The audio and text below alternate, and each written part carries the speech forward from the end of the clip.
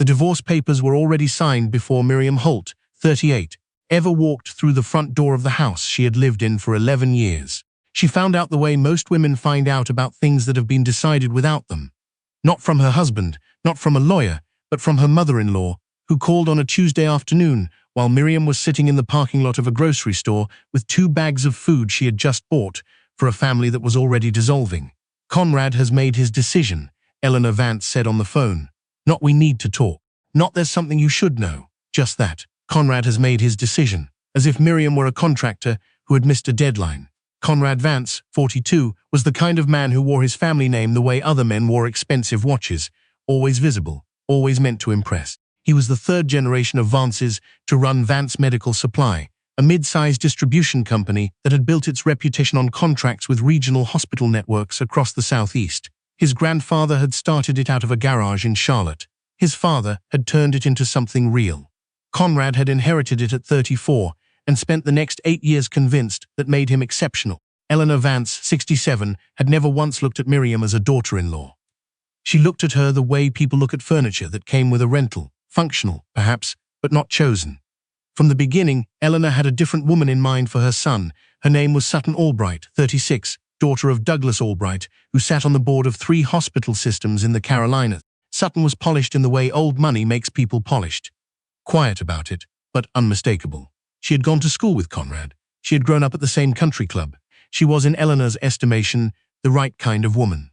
Miriam had never been the right kind of woman. She had grown up in Asheville, the daughter of a woman who ran a small accounting firm and a man who repaired HVAC systems. She had worked her way through UNC on scholarships and part-time bookkeeping jobs. She had met Conrad at a professional conference in Raleigh when she was 26, and he had been charmed by her. Genuinely charmed, she believed, at least at the start. She had been precise and quick and quietly confident, and he had liked that about her, the way people like things about someone when they don't yet feel threatened by them. They married 2 years later. Miriam kept her career in financial consulting. She kept her own clients, her own schedule, her own name. She told Conrad before the wedding that she wasn't going to fold herself into the Vance identity, and he had laughed and said he wouldn't want her to. He changed his mind slowly, the way people change their minds about things they said in good faith when they were still trying to impress someone. By year 3, Eleanor was making comments about how it was unusual for a married woman to travel so much for work. By year 5, Conrad started repeating those comments in his own voice. By year 7, there were arguments. Not loud ones. Conrad didn't do loud. He did quiet and cold and drawn out, which was worse. He would go silent for days, and when he finally spoke, it was never about what had actually started the silence. It was about something Miriam had said at a dinner party, or the way she had disagreed with him in front of his colleagues, or the fact that she had turned down a weekend trip because she had a client deadline. "You make me feel like an afterthought," he told her once. She had wanted to ask him what it felt like to be told your entire professional life was a problem. She hadn't. That was the thing about Miriam. She kept the peace. Not because she was weak, because she was patient, because she believed that marriages went through hard seasons and came out the other side if both people were willing to stay in it. She had not understood then that she was the only one staying. Sutton Albright had been reappearing in Conrad's life gradually for about 2 years before Miriam knew what it meant. She had seen the name in his phone. She had noticed the way Conrad spoke about Douglas Albright with a new kind of reverence, as if the man's connections to hospital boards had suddenly become the most important thing in the world. She had noticed the way Eleanor started including Sutton in family events that Miriam had never been told about until afterward. She had noticed. She had not wanted to believe what she was noticing. The call from Eleanor on that Tuesday was the confirmation she had been avoiding. 2 weeks later, Conrad sat across from her at the kitchen table. They had picked out together at a furniture store in Greensboro, and he said he wanted a divorce. He said it without much preamble. He said the marriage hadn't been working for a long time. He said they had grown in different directions. He used the word incompatible twice, which told Miriam he had been rehearsing. She asked if there was someone else. He said that wasn't the point. She looked at him for a long moment, at his face, which she had known for 11 years, which looked now like the face of someone she had met briefly at a conference and never thought about again. And she said, "All right." She did not cry, not in front of him. What Conrad did not know, what Eleanor did not know, what Sutton Albright certainly did not know, was what Miriam had been doing for the past 3 years, while Conrad was slowly deciding she wasn't worth keeping. She had not been doing nothing. After the divorce papers were finalized and Miriam moved into a rented apartment in Chapel Hill, she didn't tell anyone what she had been building. There was no reason to. She had learned a long time ago that the quieter you were about something real, the safer it stayed. The thing that had started it was a conversation she'd had with a client in 2021. A woman named Patricia Elms, who ran a small medical procurement firm and was struggling to stay competitive against larger distributors who were undercutting her on hospital contracts. Miriam had been hired to restructure the firm's finances, and in the process, she had seen the whole landscape of the industry clearly, in the way that outsiders sometimes see industries more honestly than the people inside them. She saw where the inefficiencies were. She saw which hospital networks were being underserved. She saw that the mid-sized distributors, the ones like Vance Medical Supply, were operating on relationships and legacy contracts that were 20 years old and increasingly fragile. She saw that anyone who came in with better logistics, better pricing models, and the right board relationships could move into that space quickly. She had not planned to become that person, but she had the skills. She had the contacts. She had spent 11 years adjacent to the Vance business without ever being allowed inside it, which meant she had observed it without any of the blind spots that came from belonging to it. She founded Hartfield Solutions in the spring of 2022 under a holding company registered in Delaware. She did not advertise. She did not announce. She brought in 2 partners, a logistics specialist she had worked with in Atlanta and a former hospital procurement director named George, who had spent 30 years understanding exactly what hospital networks needed and weren't getting. They built the operation quietly. They ran the first contracts through 2 hospital systems in Tennessee that had no existing relationship with Vance Medical Supply. The results were better than Miriam had projected. By the time Conrad sat across from her at that kitchen table, Hartfield Solutions had contracts with 7 hospital networks across 4 states. It had taken over pricing in 2 categories where Vance Medical Supply had held long-standing agreements, and it was currently in late-stage negotiations with Crestfield Regional Health, which was, without question, the most important hospital network in the Carolinas, and the one on which Vance Medical Supply had built the better part of its revenue for the past decade. Miriam had known about the Crestfield negotiations because Conrad had complained about them at dinner 2 months before the divorce. He had said the board was making noise about restructuring their supplier agreements. He had said Douglas Albright, Sutton's father, Eleanor's ideal, was the one who could protect Vance's position on the board. He had said this while eating a meal Miriam had cooked, in a house Miriam had maintained, without any apparent awareness of the irony. She had nodded. She had said, "That sounds stressful." She had cleared the plates. She had not mentioned Hartfield Solutions, the Crestfield contract finalized 4 months after the divorce. Hartfield Solutions was awarded primary supplier status across 12 of Crestfield's facilities. Vance Medical Supply was notified that their existing agreements would not be renewed. Conrad found out on a Friday morning via a letter from Crestfield's procurement office. He called Douglas Albright immediately. Douglas, who by that point was aware that his daughter was now involved with Conrad and had been quietly tracking the Vance company's financial position out of basic due diligence, told him the decision was final. The board had reviewed multiple proposals. Hartfield had been selected on the merits. Conrad spent the weekend trying to find out who owned Hartfield Solutions.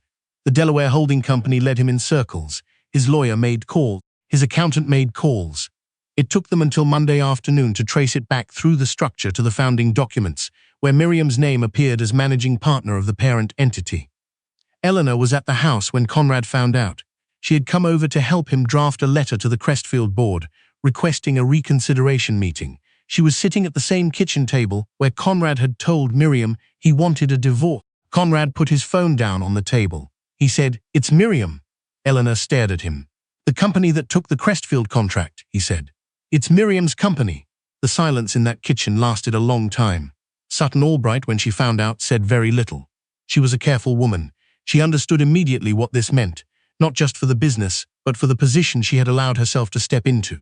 She had believed she was stepping into a family with a stable enterprise and a secure future. She had not signed on to help stabilize a company that had just lost its most important client to the man's ex-wife.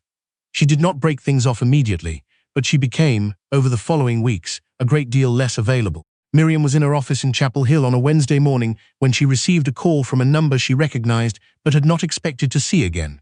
It was Conrad. She let it go to voicemail. He called again 10 minutes later. She answered on the 3rd call. "I need to meet with you," he said. "I don't think that's a good idea, Miriam." There was something in his voice she had not heard before. Not grief, exactly. Something closer to the particular panic of a man who has made a decision that cannot be undone and is only now understanding what it cost. I didn't know. I know you didn't. You never told me. No, she said. I didn't. There was a pause. He stopped. She could hear him trying to find the right framing, the one that would make what had happened feel like something she had done to him. Was this intentional? Miriam looked out the window of her office at the parking lot below. There was a woman walking to her car with a box of files tucked under one arm and a coffee in the other hand, moving with the quick, purposeful energy of someone with somewhere to be. I built a company, Miriam said. I competed for a contract. I won it on the merits. You knew what that contract meant to us. She noticed the word, us. He had not used that word when he was sitting at the kitchen table. I knew what it meant to Vance Medical Supply, she said. That's a different thing. He asked to meet. She told him there was nothing to discuss regarding Hartfield business that couldn't go through proper channels. He asked if she would consider releasing the Crestfield contract, not relinquishing it entirely, just restructuring it, so Vance could remain a secondary supplier. She said she would have her business partners review any formal proposal he submitted. She was polite. She was professional. She hung up and sat quietly for a moment. Then she went back to work. The first person Miriam told about Hartfield Solutions, the full story, from the beginning, was her mother, Diane Holt, 64, who ran the accounting firm in Asheville and had spent the better part of 20 years watching her daughter navigate rooms where she was not fully welcomed. They were sitting on Diane's back porch on a Saturday evening in October, the kind of evening in Asheville where the air is cold enough to need a jacket but still comfortable enough to sit outside. Diane had made coffee. The mountains were dark shapes against a sky going purple at the edges. Miriam told her everything. Diane listened without interrupting. That was her way. She had always been a listener first. When Miriam finished, Diane was quiet for a moment. Then she said, "How long have you been carrying this? About 3 years." Diane nodded slowly. She wrapped both hands around her coffee cup. "Did you do it to hurt him?" Miriam thought about it honestly. "No, I did it because I saw something I could build. But I knew, when I was building it, that it might end up here. And how do you feel about that?" Miriam looked at the mountains. "I feel like I spent 11 years making myself smaller so he would feel bigger, and at some point I stopped, and it turned out I wasn't small at all." Diane didn't say anything. She just reached over and put her hand over her daughter's. The industry news broke about 6 weeks later. A trade publication ran a piece about the shift in Crestfield Regional's supplier agreements, and in the process of explaining Hartfield Solutions' background, the writer had traced the founding back to Miriam. Someone at a distribution conference had apparently connected the dots, and by the time the story went up, it had attracted enough attention in the regional medical supply world to get picked up by 2 business blogs and shared on LinkedIn by several people who apparently found the whole arc satisfying. The headline of the trade piece was dry and factual, but the LinkedIn shares were not. She built the company that replaced her ex-husband's company while she was still married to him. Quietly, professionally, completely legally. Let that sit for a minute. It sat. Eleanor Vance did not call Miriam. There was nothing to say. Eleanor was a woman who operated entirely through the management of appearances, and the appearance that had just been dismantled was one she had spent years carefully constructing. The idea that the Vance name was the thing of value in that marriage, that Miriam had been the beneficiary, that Conrad had settled and was now correcting the mistake. The correction had gone the wrong direction. Sutton Albright, to her credit, handled it with more self-awareness than most people would have. She withdrew from Conrad's life quietly and without drama, which Miriam respected even if she had no particular feelings about Sutton, one way or the other. Sutton had not been the cause of anything. She had simply been the destination of a decision Conrad had made long before she arrived. Conrad spent 3 months trying to stabilize Vance Medical Supply without the Crestfield revenue. He brought in a consultant. He restructured 2 contracts. He made an earnest attempt, and Miriam watched it from a distance, not with satisfaction, not with guilt, just with the clear-eyed recognition of someone who had spent 11 years watching a business be run on legacy and connection rather than genuine capability, and who was no longer surprised by the results. She ran into him once. It was at a professional event in Charlotte, a healthcare industry reception that neither of them had expected the other to attend. Conrad was there with a colleague from the company. Miriam was there with George, her procurement partner, who was chatting with someone from a hospital network they were hoping to approach in the new year. She saw him across the room before he saw her. He looked older than 11 months of divorce should have made him look. Not broken exactly, but rearranged. like furniture after a flood, still mostly intact but nothing quite in the right place. He noticed her about 10 minutes later. He walked over. Miriam, Conrad. They stood for a moment with the noise of the reception around them, glasses, voices, the low hum of people circling each other with business cards and careful smile. "You look well," he said. "Thank you." He glanced toward George and back. Are you here for Hartfield?" "We're here, for the same reasons everyone else is here," she said. "To meet people, to have conversations." He nodded. He looked like he wanted to say something that mattered. She could see it, the shape of an apology or an explanation moving behind his eyes, and she felt, not anger, not satisfaction, just the quiet weight of understanding, that whatever he said would be for him, not for her. It would be to relieve something he was carrying, and she had spent enough years carrying things that belonged to other people. "Take care of yourself, Conrad," she said. She turned and walked back to George, who was handing her a fresh glass of water, and she rejoined the conversation about logistics and contracts and the particular challenges of cold chain compliance in regional distribution. It was, she thought, exactly where she was supposed to be. The thing about building something real is that it takes up space. Not in a loud way. Miriam had never been loud about anything that mattered, but space in the way that solid objects take up space, the way that something with weight and dimension and actual structural integrity pushes out the air around it simply by existing. For 11 years she had made herself smaller inside a marriage that rewarded smallness and called it grace. She had watched Conrad's mother manage every family gathering, every business dinner, every decision about what a Vance woman should look like and sound like and amount to. She had watched Conrad absorb those expectations and eventually start applying them like a slow pressure on everything Miriam was. She had stayed patient because she believed in the man she had married. She was patient longer than she should have been because she kept believing she was seeing the man she had married instead of the man he had become. But she had not been idle in the waiting. That was the part Eleanor had never understood, and Conrad had never understood, and probably Sutton Albright had not fully understood even now. Miriam's silence had never been surrender. It had been the particular quiet of someone who is paying attention, building something, becoming something, without needing any of them to see it in progress. She had not done it for revenge. She wanted to be clear about that, at least to herself, in the way that self-honesty matters even when no one is watching. She had done it because the work was real and the opportunity was real, and she was good at it. The fact that the work had intersected with Conrad's world was not an accident. She had always known it was possible, but it had not been the motive. Motive had been simpler and quieter than that.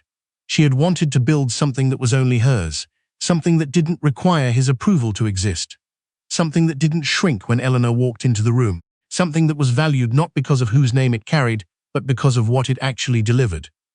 Hartfield Solutions, by the end of its second full operating year, had annual contracts totaling $11 million and was in preliminary discussions with 2 additional hospital networks in Virginia and Georgia. George had hired 3 new staff members. Miriam's co-founder in Atlanta had started traveling to meetings that 6 months ago would have required Miriam to be present. The company was growing past the point where it depended entirely on her. She noticed this the same way she had noticed the first green things coming up in her patio garden after the long winter, quietly without ceremony, as a simple fact of what had been tended showing its results. She was sitting in her office one afternoon in November when her assistant forwarded her an email from a journalist at a regional business magazine.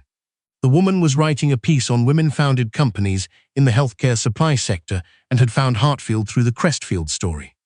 She wanted to know if Miriam would be willing to be interviewed. Miriam read the email twice. She had spent a long time not being seen, not by Eleanor, not by Conrad, not by the industry that had known her only as someone adjacent to Vance Medical Supply. She had built things in the space that invisibility created, and she was grateful for that space. But there was a difference, she understood now, between strategic quiet and the habit of making yourself small. She had confused them for too long. She typed back, "I'd be happy to talk. I can make time next week." Then she closed her laptop and looked out the window at the late afternoon light going long and gold across the parking lot, and she thought about what it had taken to get here. Not the business mechanics, not the contracts and the negotiations and the late nights with spreadsheets, but the other thing, the longer thing. The work of understanding that her value had never been contingent on Conrad seeing it, that she had not needed his recognition to be real. Diane had said something on that porch in October that Miriam kept coming back to. She had said, "The tragedy of people like Eleanor is that they spend their whole lives deciding who matters, and in the end, they always get it wrong." Miriam thought about Eleanor sitting at that kitchen table in the Vance house, hearing Conrad say her name. She thought about what it must have felt like. Not with cruelty, because cruelty was not something Miriam had ever found useful. Just with the plain recognition of what it meant. All those years of deciding who Miriam was, what she was worth, what she should be allowed to become. All that careful management of the appearances around her son's life. And in the end, the company on the contract, the name in the founding documents, the managing partner of the firm that had quietly, professionally, and completely legally replaced Vance Medical Supply at the table, where it mattered most, was Miriam. Not a Vance. Never a Vance, really, even when she was. Just Miriam Holt, who had paid attention and built something and waited for the right moment without anyone telling her the moment had arrived. She hadn't needed anyone to tell her. She had known.